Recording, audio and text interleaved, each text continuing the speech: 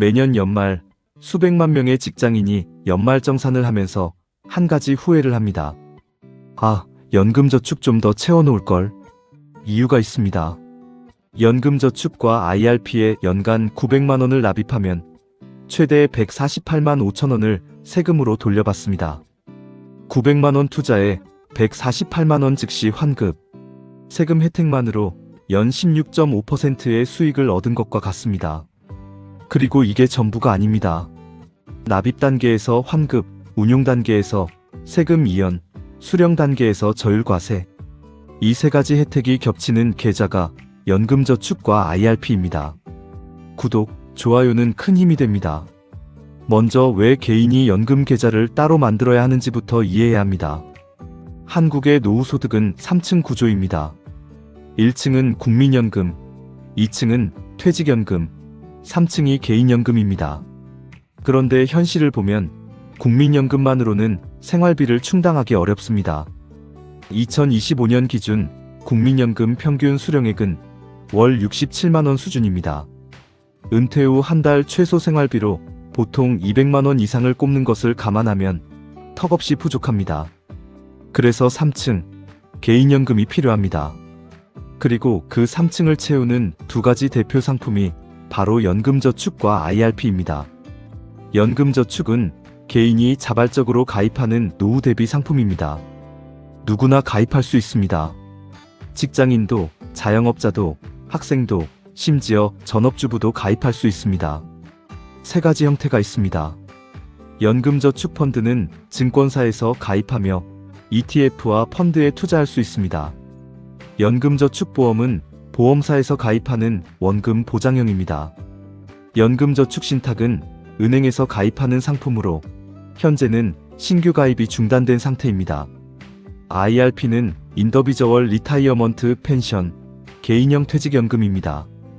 원래 퇴직금을 안전하게 보관하고 운용하는 계좌였지만 지금은 개인이 추가 납입도 할 수 있게 됐습니다.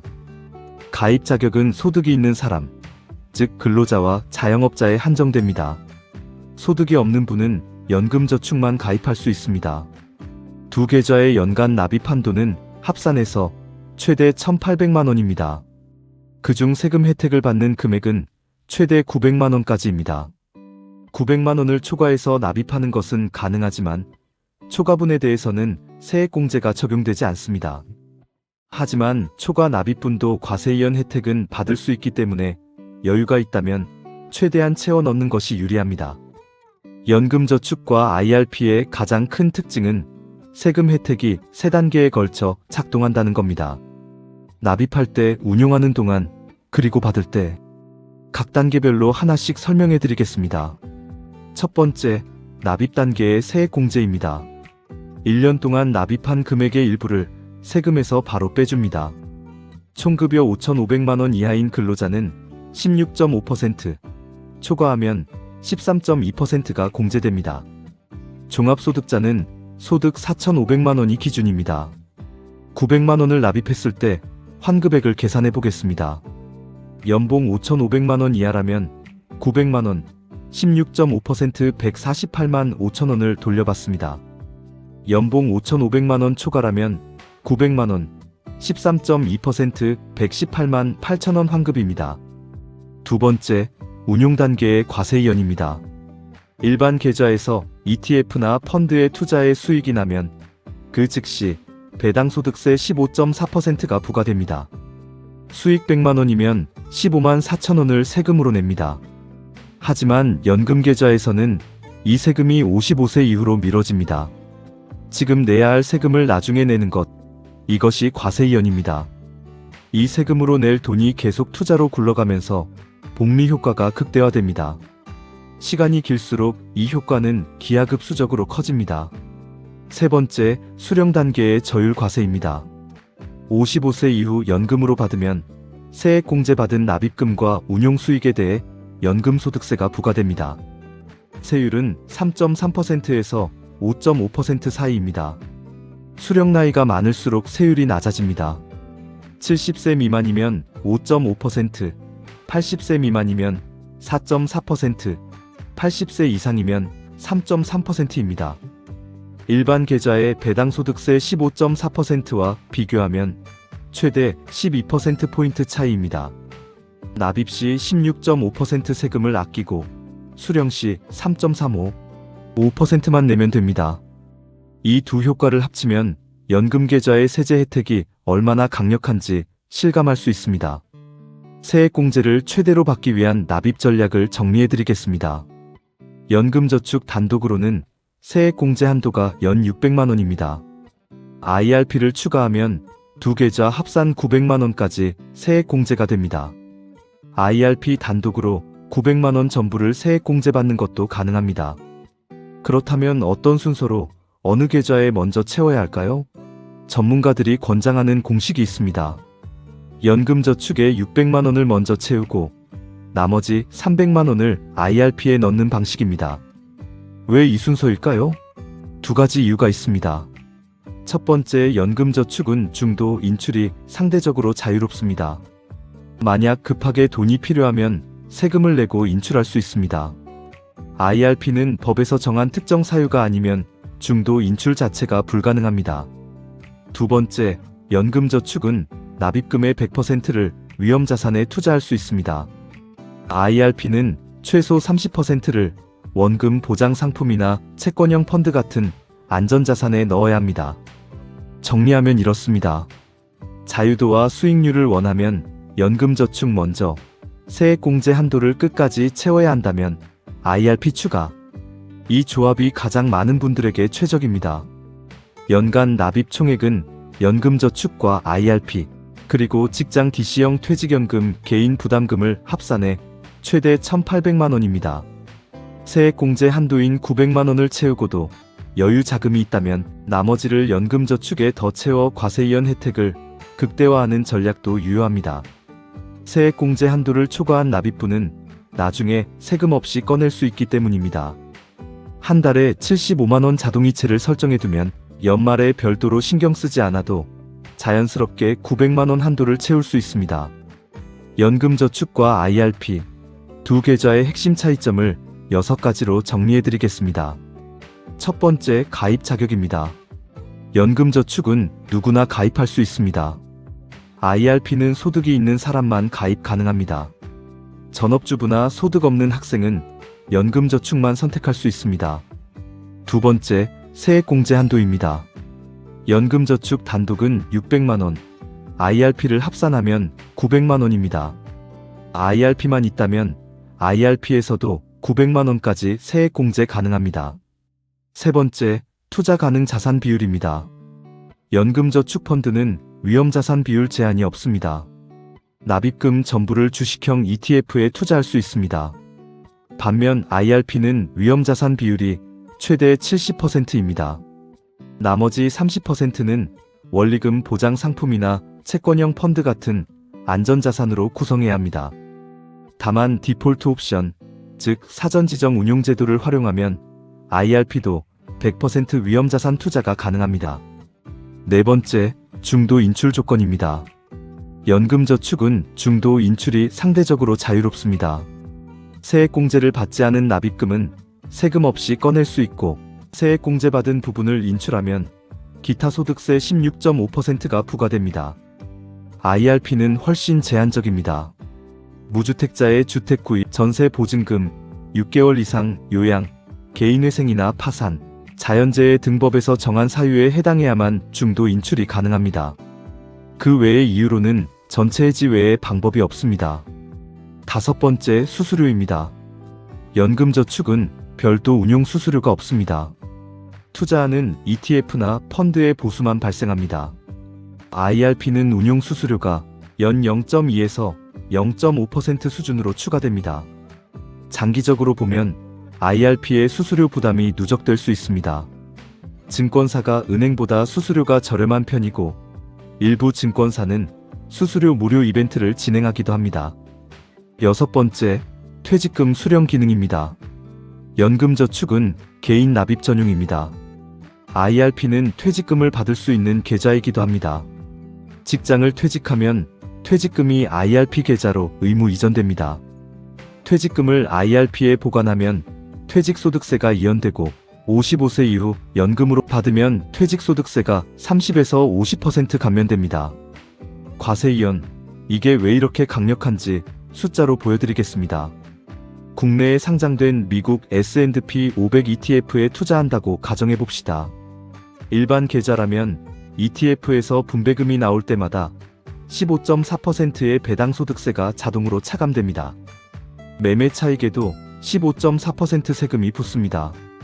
연금 계좌에서는 어떨까요? 분배금이 나와도 매도 차익이 생겨도 세금이 바로 나가지 않습니다. 전부 55세 이후로 미뤄집니다. 그 세금으로 낼 돈이 계속 계좌 안에서 굴러갑니다. 수치로 보겠습니다. 1,000만 원을 투자해서 연 5% 수익이 났습니다. 일반 계좌라면 50만 원 수익에 15.4% 세금 7만 7천 원을 내고 남은 42만 3천 원만 재투자됩니다. 연금 계좌라면 세금 없이 50만 원 전부가 재투자됩니다. 이 차이가 1년이면 별로 크지 않습니다. 하지만 10년, 20년, 30년이 쌓이면 어떻게 될까요? 일반 계좌에서 세후 실질 수익률 4.23%로 30년 복리를 돌리면 1,000만 원이 약 3,440만 원이 됩니다. 연금 계좌에서 5% 수익률 그대로 30년 복리를 돌리면 1,000만 원이 약 4,320만 원이 됩니다. 같은 상품에 같은 돈을 넣었는데 30년 후 약 880만 원, 거의 처음 투자금만큼의 차이가 납니다. 세금을 한 번에 마지막에 내는 과세이연의 힘입니다. 그리고 55세 이후 연금으로 받을 때 내는 세율이 3.3부터 5.5%로 일반 15.4%보다 훨씬 낮습니다. 결국 미루고 미룬 세금을 훨씬 적은 세율로 낼 수 있게 됩니다. 시간이 내 편이 되는 구조입니다. 연금저축과 IRP는 그냥 돈을 묻어두는 통장이 아닙니다. 안에서 ETF와 펀드에 투자해서 적극적으로 수익을 키울 수 있습니다. 어떻게 운용하느냐가 30년 후 자산 규모를 결정합니다. 가장 많이 활용되는 전략은 미국 지수형 ETF 투자입니다. 연금저축펀드에서 TIGER 미국 S&P 500이나 KODX, 미국 나스닥 100 같은 국내 상장 해외 ETF를 담는 방식입니다. 이런 ETF는 일반 계좌에서 사면 매매 차익과 분배금의 15.4%가 붙지만 연금 계좌에서는 과세이연을 받습니다. 미국 S&P 500 지수의 최근 10년 연평균 수익률이 약 13%였다는 점을 감안하면 과세이연 효과와 결합했을 때 장기 복리 수익이 상당히 강력합니다. 투자에 익숙하지 않은 분께는 TDF, 생애주기 펀드가 좋은 선택입니다. 타겟데이트 펀드의 약자로 은퇴 목표, 연도를 설정하면 그 시점에 맞춰 자동으로 자산 배분이 바뀝니다. 젊을 때는 주식 비중을 높게, 나이가 들수록 채권 비중을 높여 위험을 줄여갑니다. 알아서 리밸런싱이 되니 투자를 따로 공부하지 않아도 됩니다. IRP에서 운용할 때는 안전자산 30% 의무를 기억하세요. 주식형 ETF 70%, 채권형 ETF 또는 원리금, 보장상품 30%로 구성하면 됩니다. 디폴트 옵션을 설정해두면 금융기관이 알아서 배분해주기도 합니다.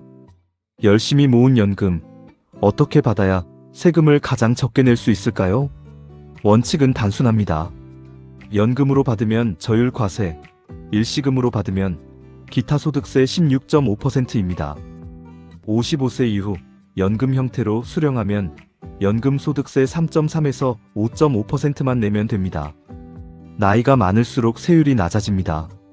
70세 미만은 5.5%, 70세 이상 80세 미만은 4.4%, 80세 이상은 3.3%입니다. 가능하면 최대한 늦게, 오래 나눠서 받는 것이 세금 면에서 가장 유리합니다. 중요한 주의사항이 있습니다. 연금저축과 IRP를 합산한 사정연금 수령액이 연간 1,500만 원을 초과하면 종합소득세 신고 대상이 됩니다. 이때 16.5% 분리과세와 종합과세 중 유리한 쪽을 선택해서 신고할 수 있습니다. 그러나 다른 소득이 많다면 종합과세율이 훨씬 높아질 수 있으므로 연간 수령액을 1,500만 원 이하로 조절하는 것이 좋습니다. 여러 계좌에 나눠봤되 합산 금액이 1,500만 원을 넘지 않도록 관리하는 것이 현명한 전략입니다. 퇴직금을 IRP로 받아 연금으로 수령하면 추가 혜택도 있습니다. 퇴직소득세가 이연되고 10년 이내에 받으면 퇴직소득세의 30%, 10일에서 20년이면 40%, 21년 이상이면 50%가 감면됩니다. 즉, 퇴직금도 IRP에 넣어서 최대한 오래 나눠받는 것이 세금 절감에 유리합니다.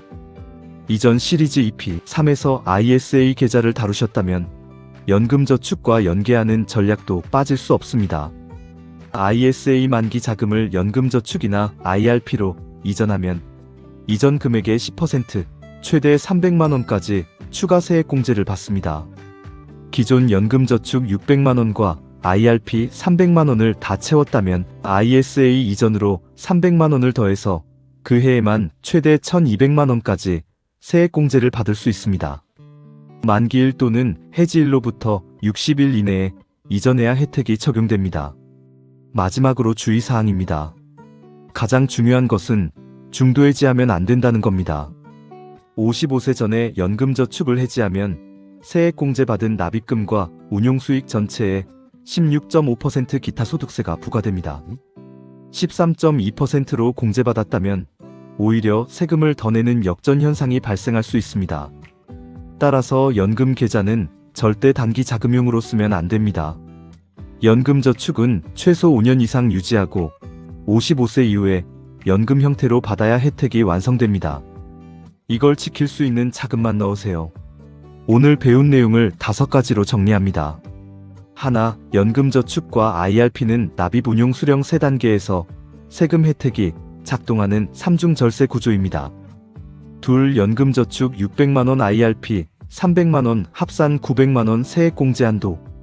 연봉 5,500만원 이하라면 최대 148만 5천원 환급받습니다.